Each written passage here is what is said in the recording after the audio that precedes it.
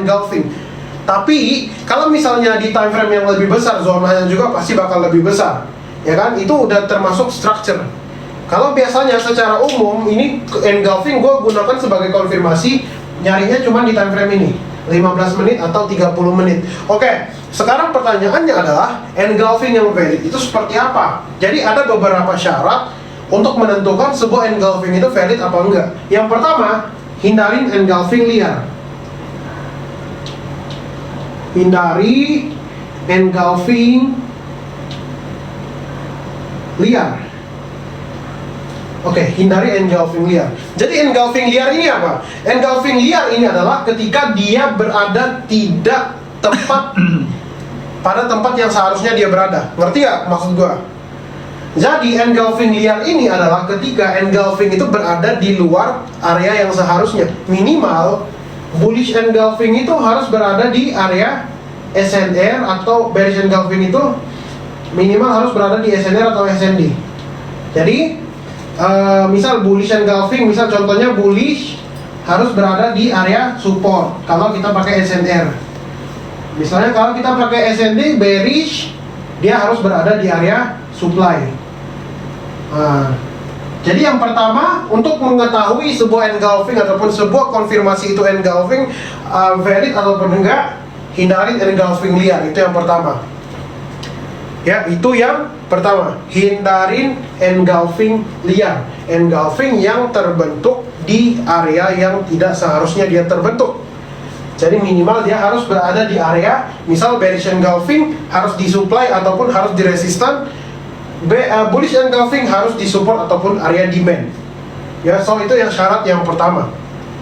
Syarat yang kedua, setelah kita mengetahui engulfing itu berada di area yang tepat, dia sudah berada di antara SNR atau SND, dia harus diikuti dengan breakout. Dia harus diikuti dengan breakout. Jadi contohnya itu seperti apa? Contoh breakoutnya itu seperti apa? Jadi contohnya itu kurang lebih seperti ini, guys. Misal ini bullish engulfing. Oke, kita lukis ini bullish engulfing.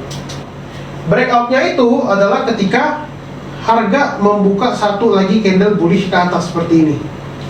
So ini yang kita panggil sebagai breakout.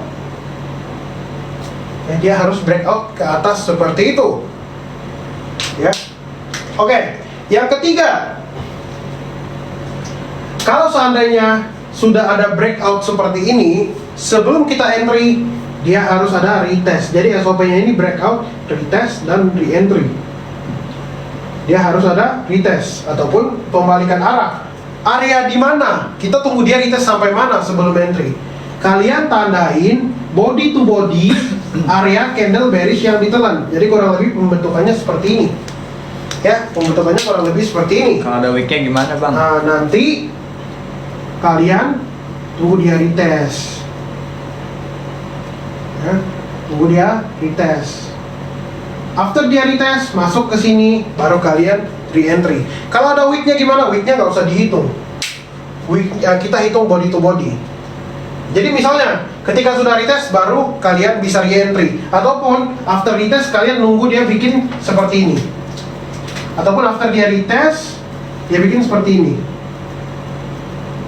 Dia ninggalin week, reject, close seperti ini. Nah, di sini baru bisa juga kalian baru masuk buy. Antara kalian nge-buy-nya tunggu seperti ini ataupun buy-nya di dalam sini, bebas. Stop loss di bawah area engulfing di sini. Take profit di high yang terdekat. High terdekat. Dan yang keempat ada bonusnya lagi. Ada syarat bonus. Ya, ya kan? Candle yang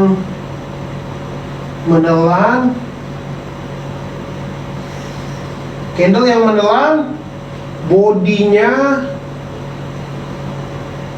harus 50% lebih besar